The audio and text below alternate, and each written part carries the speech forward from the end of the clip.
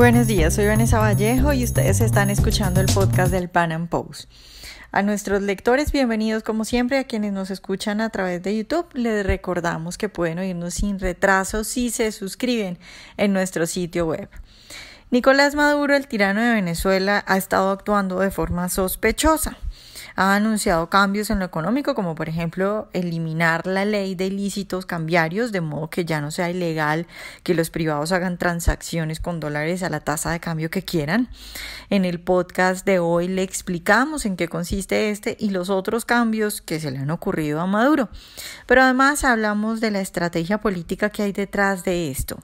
¿Qué puede conseguir Maduro y sus compinches con esta diminuta liberalización en ciertos sectores de la economía venezolana? Lo que buscan es tal vez una estrategia como la que ha aplicado China.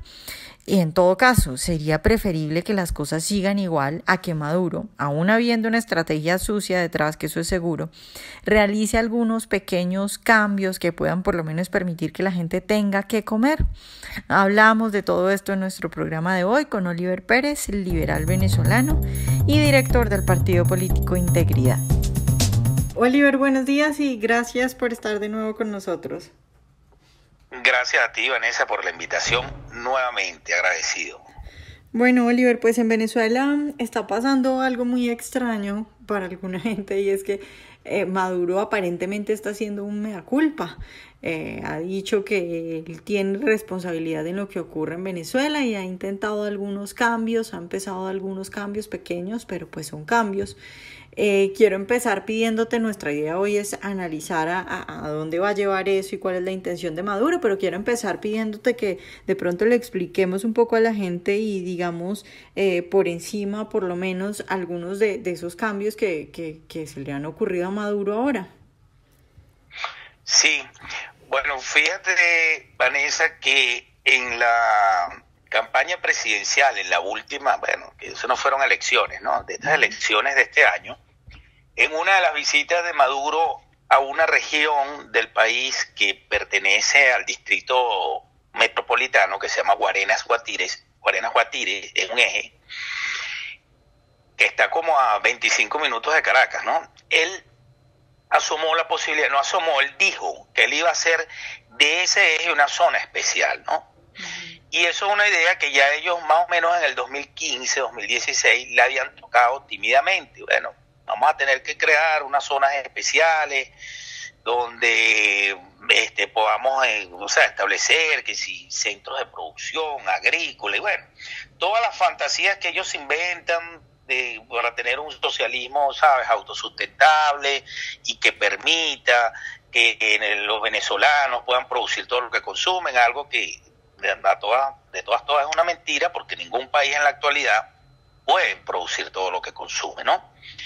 Pero esa idea quedó ahí. Ellos tienen un juego psicológico que ellos tiran las cosas como unas ideas, ¿verdad? Como unas reflexiones de momento, como que en una cadena al presidente se le ocurrió crear zonas especiales y ellos tantean cómo la opinión pública reacciona, ¿no? Si es algo que genera realmente impacto y les va a dar a ellos más protagonismo político, bueno, se enfrascan en ese tema y por ahí se van, ¿no? Si ven que sus adversarios políticos no tienen mayor importancia lo que dicen, parece que lo abandonan y lo dejan ahí. Recientemente, bueno, este año retoman esa idea en la campaña política por la presidencia, por estas últimas elecciones, y de unos días acá se comienza a tomar ya el discurso por parte de los personajes más importantes, más emblemáticos del gobierno. Tarek El Alzaimi, Freddy Bernal, Pérez Pirela, que es un filósofo que es conductor de un programa en Venezolana de Televisión, un canal que es del gobierno, que ya no es del gobierno, es del partido del gobierno, ya eso dejó de ser los venezolanos hace tiempo. Tienen una campaña sistemática de que nosotros nos equivocamos, lo que hemos intentado económicamente ha fracasado, reconocemos que hasta ahora no hemos podido encontrar la solución a los problemas económicos, y a mí me llamó bastante la atención. Yo hice un Facebook Live que lo voy a compartir en tu muro una vez que terminemos acá la entrevista, donde de 5 minutos, una cápsula donde yo estoy alertando a mis compatriotas venezolanos de que esa campaña podía llevar a ellos a tomar unas decisiones importantes en materia económica.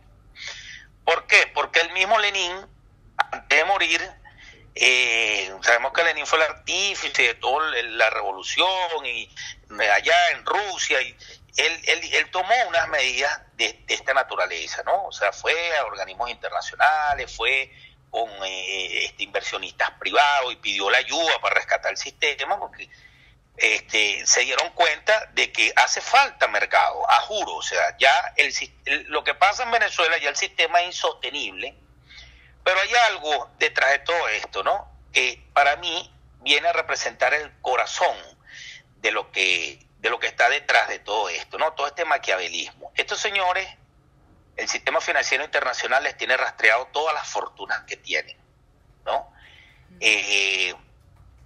Ya es imposible, porque la cantidad de dinero que tienen, ya ni siquiera a través de testaferros son capaces de esconder tal magnitud de dinero que se han saqueado las arcas del Estado, aparte de lo que ellos reciben por todos los chanchullos que tienen, obrerén, narcotráfico y todas esas cosas.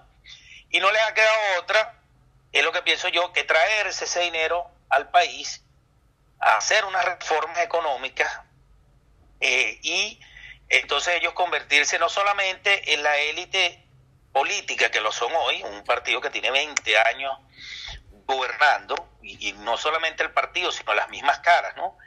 Y de paso esas mismas caras convertirse, que ya lo son, ¿no? Pero ya unas élites empresariales más formales, porque ellos ahorita igual son dueños de emisoras de radio, de canales de televisión, de bancos, importan alimentos, tienen negocios de maletín que le prestan servicios, que sea PDVSA y cosas así, a empresas del Estado o a la metalúrgica, pero no han desarrollado una industria productiva, es decir, que tengan fábricas en el país o que hayan desarrollado alguna cadena comercial. Entonces, esto para ellos representa una oportunidad de traerse todo ese dinero maravilloso que tienen por allá en el sistema financiero internacional, en esos bancos, en esos paraísos fiscales, que es mucho el dinero que tienen, llevarlo de vuelta a Venezuela, agarrar ciertas y determinadas zonas que no van a hacer otra cosa que unas zonas controladas por un mafioso, como una especie de mafia, ¿no? Imagino que se van a repartir al país. Y lo curioso es que dentro del discurso, que es lo más llamativo, ellos exculpan a sus enemigos acérrimos, que son la oposición, lo que ellos llaman la Cuarta República. Es decir, en el discurso de la mea culpa, no solamente está ese elemento de asumir una culpa por parte de ellos, sino también de aprovechar y de exculpar a sus enemigos, a sus adversarios políticos. ¿Con qué intención?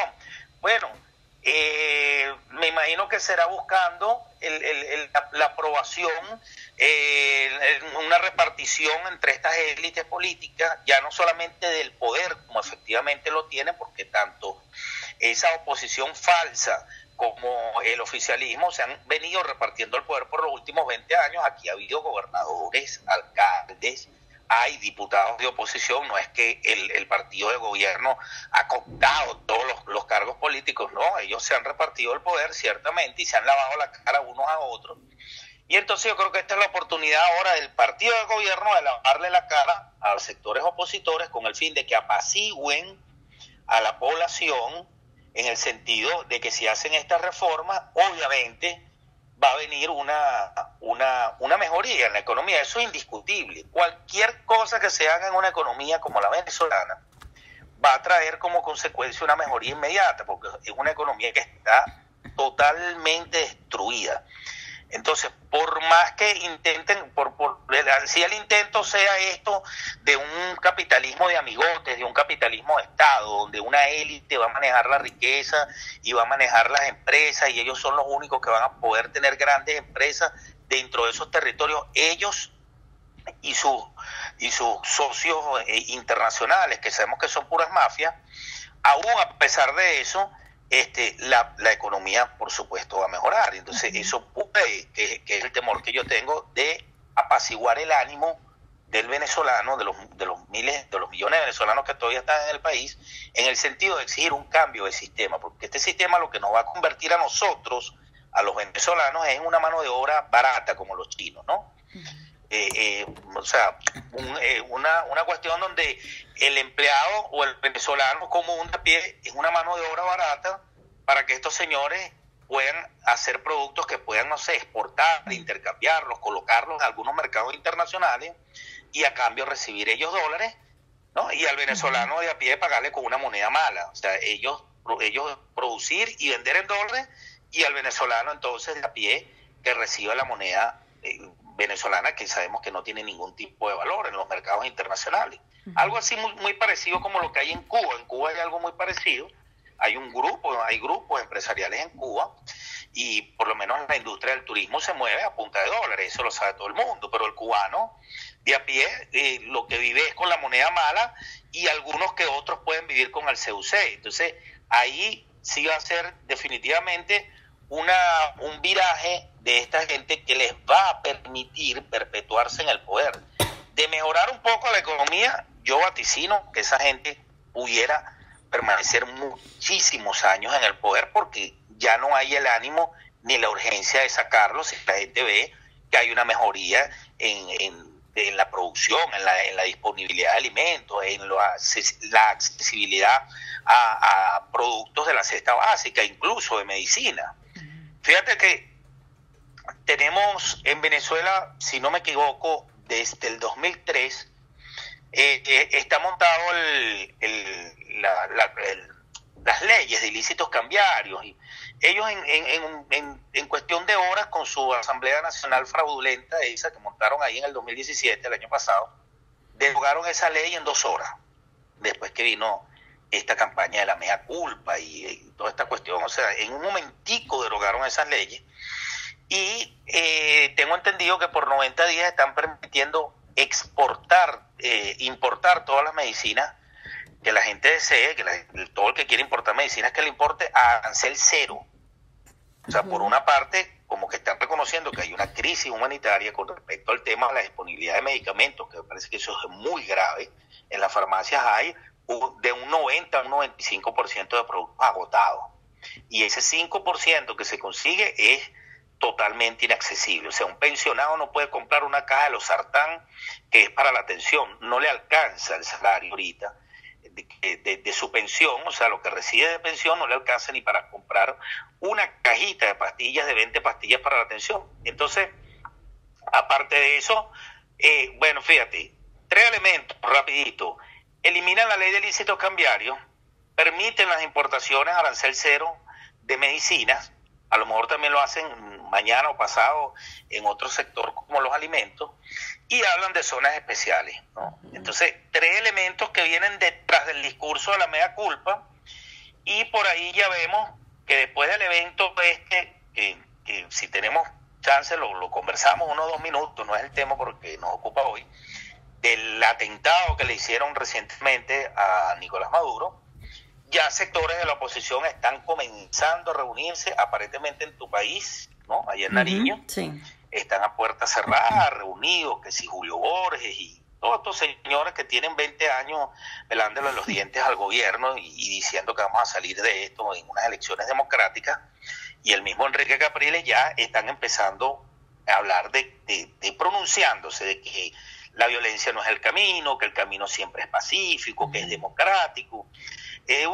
O sea, más del mismo discurso que ellos han tenido, pero es raro que ante el discurso de la mea culpa ellos andaban como en un silencio, y ahorita entonces ya empiezan a salir o sea, como a justificar, ¿no? De que no se puede usar la violencia, entonces tenemos que sentarnos y tenemos que hablar. Entonces de repente estos también avalan las medidas que estos con su mea culpa quieren asumir, las reformas que quieren hacer, y bueno, ahí sí es verdad, la repartición, se reparten el poder entre estos 2 bandos, ya no solamente el político, sino el económico, y ahí sí tenemos, bueno, el verdadero, lo que ellos llaman el capitalismo salvaje, porque para mí sí existe un capitalismo salvaje, el capitalismo del Estado, ese capitalismo donde un grupito, una camarilla, una élite tiene acceso a ser capitalista, y el resto de la sociedad, bueno, vive en pobreza o en condiciones paupérrimas, porque lo que es una mano de obra barata y económica. Eso es lo que yo veo en este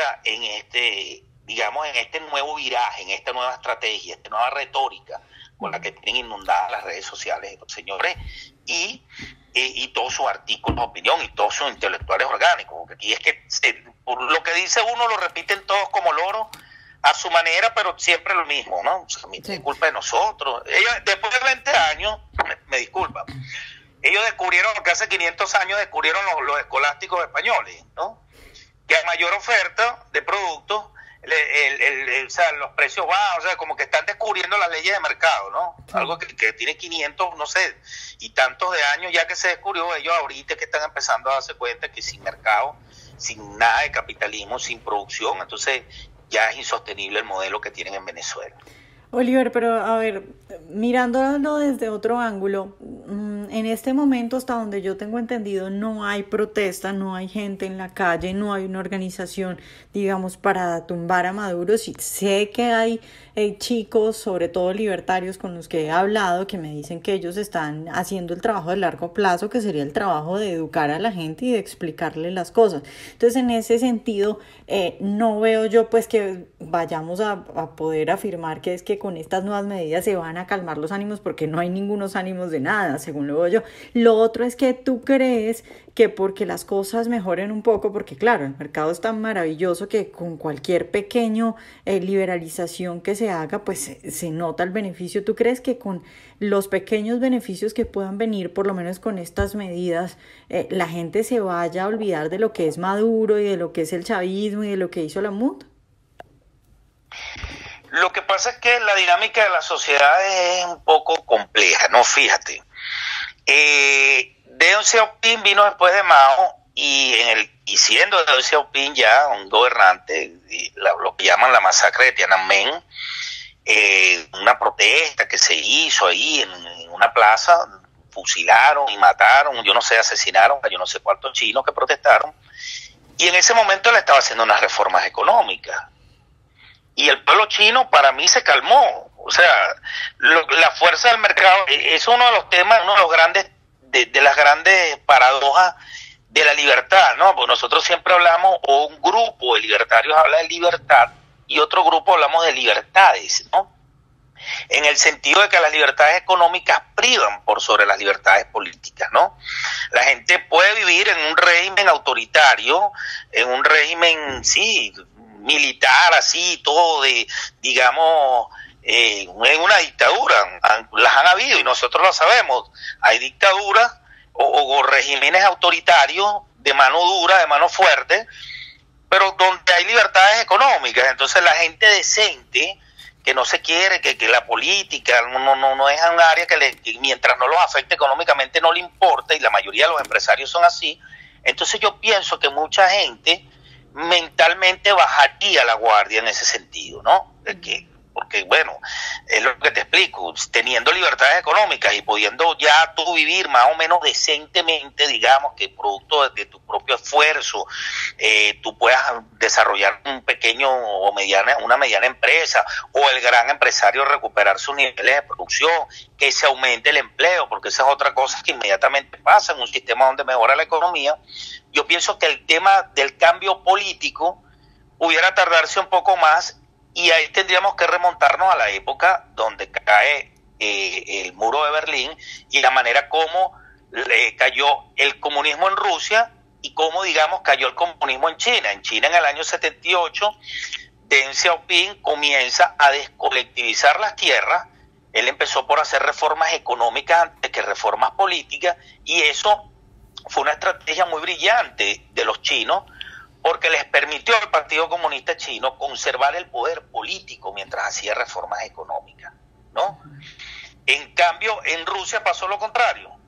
Este señor, Mikhail Gorbachev, se embarcó en unas reformas políticas antes que económicas. Entonces, ¿qué vino? Que cayó políticamente el comunismo, pero una vez que cayó el comunismo, la gente se encontró en muchos países que no había un sistema económico, o sea que la recuperación económica llevaba un tiempo, que había que hacer un conjunto de reformas, y la transición del comunismo ese, del socialismo revolucionario al capitalismo, en los los antiguos países miembros del bloque de la Unión Soviética fue muy distinto a lo que pasó con China. Y fíjate tú que hoy en día la potencia es China, no es Rusia, en materia económica. Entonces, yo creo que como ellos están muy asesorados por los chinos, y hay algo por ahí de esto, que los mismos chinos, para poder seguir otorgándole préstamos, necesitan garantías, y parte de esas garantías es esto, una exigencia que abran zonas económicas, zonas especiales. Y a mí me parece que sí, puede ser una transición puede ser una estrategia muy perversa, muy maléfica, pero muy inteligente, porque ya los chinos la aplicaron. Sí, tenemos una evidencia de que funcione. Sí, claro. Ahora, ciertamente no hay una movilización de calle. Hay más de 3 millones de venezolanos fuera del país a partir del 2002, que fue cuando vino la primera gran marcha, que masacraron a un grupo de gente que protestaba en el centro de Caracas y todo esto, y vino el abandono del poder del señor Chávez. Esa fue la primera oleada de venezolanos que eran activamente, digamos, adversarios y activistas políticos que iban en contra del gobierno, y en el 2014 me parece que hubo otro desbandaje, otra ola de venezolanos que salieron del país, y la última ola, los que salimos después del desastre del 2017. Entonces realmente hay muy poca gente activista de calle, aunque sí los hay, pero ciertamente es como tú dices, hay otro grupo que está haciendo un trabajo de largo plazo, que es el trabajo político, ¿no? de promover el liberalismo, de promover el libre mercado, de promover el sistema de gobierno limitado, que es lo que está haciendo por su lado, digamos, grupos como 20 Venezuela y la agrupación Soy Venezuela, que son más afines al tema del libre mercado. Y aclaro que aunque eso no es una coalición de puras organizaciones liberales, la organización que lo lidera, en este caso, que es la organización 20 Venezuela, presidida por María Corina Machado, sí es una organización, dentro de todas las que están ahí, de un carácter mucho más liberal, más amigo del libre mercado. Bueno, todos lo sabemos, todos los que seguimos a María Corina por sus redes sociales y a 20 Venezuela sabemos que eso es lo más liberal que tenemos ahorita a nivel político. Entonces, sí creo que puede ser una estrategia perversa que le sea funcional a ellos para perpetuarse en el poder, y por otro lado, lamentablemente el enfriamiento de mucha gente que lo que está esperando, mucha gente lo que quiere es un cambio económico antes que un cambio político. Parece mentira, aunque no lo digan, esa es la realidad. Mucha gente no se va de Venezuela porque Nicolás Maduro sigue gobernando, porque si Nicolás Maduro sigue gobernando y lo hace de su manera autoritaria como lo hace, pero tú económicamente tienes tu negocio y puedes prosperar, bueno, tú puedes lidiar con eso. Lo que no puedes lidiar es con una economía destruida. Es imposible. ¿Cómo te mantienes? ¿Cómo vas al mercado? Si se te enferma un hijo, te enfermas tú, ¿cómo compras una medicina? ¿Cómo accedes a un sistema de salud si hasta en las clínicas privadas faltan insumos y no están, digamos, los aparatos, toda la tecnología para poder darte un buen servicio de salud? Entonces, yo creo que sí, es maléfico, pero que puede ser una jugada que para ellos sea, digamos, vital para su permanencia en el poder. Ahora, yo creo que este evento de los drones vino a incorporar un elemento que no estaba en la fórmula, ¿no? Es el atentado, y hay grupos ya que se están atribuyendo al atentado. Digo yo que viene a cambiar toda la dinámica de lo que viene pasando, porque eso yo creo que era algo que no estaba. Es decir, de ser cierto que fue un atentado, de ser cierto las personas que se están atribuyendo este ataque, entonces yo creo que la gente del gobierno entendió que sí hay gente dispuesta a sacarlos y a removerlos del poder a la fuerza, por una parte, y muy bien organizada, porque no fue una cosa loca ni disparatada. Y bueno, yo pienso que eso pudiera darle un viraje a toda esta cosa, ¿no? Entonces, son las esperanzas que uno siempre tiene estando fuera del país, porque de verdad que uno entiende que para que Venezuela retome el hilo constitucional y republicano, o el hilo republicano, no digamos ya constitucional, porque esa constitución de 1999 no sirve, más bien esa constitución es la culpable de lo que pasa en el país hoy. pero para retomar a lo que alguna vez fuimos, una república, se requiere de que esta gente, no solamente de cambiar el sistema, que es lo que quieren hacer más o menos esta gente, ¿no?, sino también de remover del poder a estas personas, porque son una mafia, pues. Bueno, Oliver, pues muchas gracias por estar hoy con nosotros. Bueno, Vanessa, a ti, y en lo que, como te dije, apenas terminando la entrevista, comparto en tu muro la grabación que hice ahí, que es una grabación de 5 minutos, y agradecería mucho la difusión. Ojalá hayan disfrutado nuestra entrevista de hoy. Recuerden seguirnos en nuestro canal de YouTube y en nuestras redes sociales, y nos vemos en un próximo Panam Podcast.